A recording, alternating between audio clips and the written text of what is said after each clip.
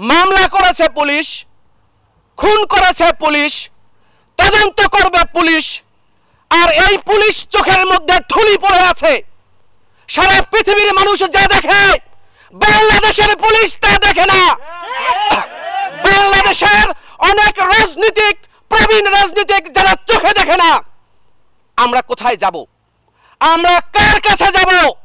আমরা কার কাছে বিচার প্রত্যাশা করব? আবু সাঈদের মৃত্যু নির্মমভাবে হয়েছে, হাজার হাজার মানুষ দেখেছে, কোটি কোটি মানুষ দেখেছে। এই ভিডিও কোনো এডিট করার সুযোগ নেই, একাধিক টেলিভিশন সরাসরি সম্প্রচার করেছে। আমরা জেনেছি এই যে এফআইআর দেওয়া হয়েছে, আপনারা এটা পড়েছেন কিনা দেখবেন। এই বিশ্ববিদ্যালয়ের মাননীয় উপাচার্য অধ্যাপক হাসিবুর রশিদ স্যার যখন বাসায় ছিলেন, তখন তার বাড়ি পুড়ে দেওয়ার জন্য যে আয়োজন করা হয়েছিল সেটি আর এক বিভীষিকাময় বাস্তবতা তৈরি হতে পারত। আপনারা যারা দেখেন নাই তারা গিয়ে দেখবেন সেখানে কি ঘটনা ঘটেছে। বাড়িতে আগুন দেওয়া হয়েছে, সেই আগুন যদি ভিতরে চলে যেত, গাড়িতে আগুন দেওয়া হয়েছে, সেই গাড়ির ধোঁয়ায় ভিতর থেকে নিঃশ্বাস নেওয়া যাচ্ছিল না। কিন্তু পুলিশের এফআইআর কি করেছে?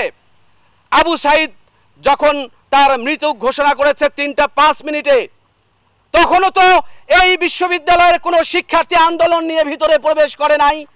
এফআইআর এমন ভাবে লেখা হয়েছে, পড়লে মনে হয় একই সময়ে সব ঘটনা ঘটছে। এই সমস্ত কলাকৌশল, এই সমস্ত কুটচাল সবকিছু থেকে বাংলাদেশের পুলিশকে অনুরোধ করি, আপনাদের বাচ্চা আছে, আপনাদের আত্মীয় স্বজন আছে, আপনাদের নিকটজন আছে, এই দেশ আপনাদেরও দেশ। 1971 সালে মহান মুক্তিযুদ্ধে রাজারবাগে কত গোলাগুলি হয়েছে, কত পুলিশ জীবন দিয়েছে, আপনারা কি সেগুলো স্মরণ করেন না?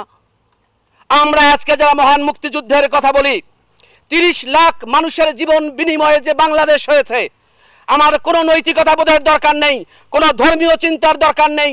এই ভূখণ্ডের যে মানুষ চিন্তা করবে 30 লাখ মানুষের প্রাণের বিনিময়ে একটা বাংলাদেশ হয়েছে, এই বাংলাদেশের কোনো পুলিশ নির্মমভাবে কাউকে গুলি করবে না, কোনো পুলিশ কাউকে নির্দেশ দেবে না গুলি করবার জন্য। আমরা কি দেখছি? মুখে আমরা যত মুক্তিযুদ্ধের চেতনার কথা বলি, এই চেতনা যখন বাণিজ্যে পরিণত হয়েছে, এই চেতনাকে ব্যবহার করে যখন আমরা নানান সুযোগ সুবিধা ভোগের ক্ষেত্র প্রস্তুত করেছি, তখনই গণমানুষের মধ্যে তৈরি হয়েছে নানান রকম ক্ষোভ। আমরা আমাদের এই ছাত্রদের মনস্তত্ত্ব বুঝতে ব্যর্থ হয়েছি, আমরা আমাদের শিক্ষার্থীদের দাবি দেওয়া বুঝতে ব্যর্থ হয়েছি। এই দায় আমাদেরকে বহন করতে হবে, এই দায় বহন করে সুষ্ঠু সমাধানের পথ নির্দিষ্ট করতে হবে। তা না হলে আমরা যে বাংলাদেশের দিকে এগিয়ে যাচ্ছে যেদিকে, সেটা কোনো সুস্থ বাংলাদেশ নয়, এটি একটি অসুস্থ বাংলাদেশ।